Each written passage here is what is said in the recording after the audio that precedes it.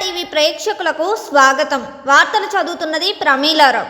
Voter జాబితాలో ఎవరైనా ఉద్దేశపూర్వకంగా 5 అంతకంటే ఎక్కువ ఓట్లు చేర్పించేందుకు, తొలగించేందుకు యత్నిస్తే సంబంధిత దరఖాస్తులను తహసీల్దార్, డిప్యూటీ తహసీల్దార్, బూత్ లెవెల్ అధికారి ఉండే త్రిసభ్య కమిటీతో పూర్తి స్థాయిలో విచారణ చేసి ఆ సమాచారం అవాస్తవమని తేలితే సదరు వ్యక్తిపై ప్రజాప్రాతినిధ్య చట్టం 1951 కింద చట్టపరమైన క్రిమినల్ చర్యలు తీసుకుంటామని దర్శి అసెంబ్లీ నియోజకవర్గ ఎలక్టోరల్ రిజిస్ట్రేషన్ అధికారి ఎంవీఎస్ లోకేశ్వరరావు హెచ్చరించారు. దర్శి నియోజకవర్గంలోని గుర్తింపు పొందిన రాజకీయ పార్టీల ప్రతినిధులతో స్థానిక తహసీల్దార్ కార్యాలయంలో ఆయన సమావేశం నిర్వహించారు.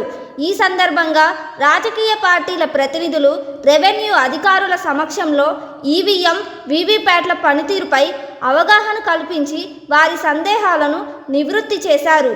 అనంతరం ఆయన మాట్లాడుతూ స్వచ్ఛమైన ఓటరు జాబితాను రూపొందించేందుకు జనవరి 12 వరకు క్లైములు, అభ్యంతరాలను స్వీకరిస్తామని తెలిపారు.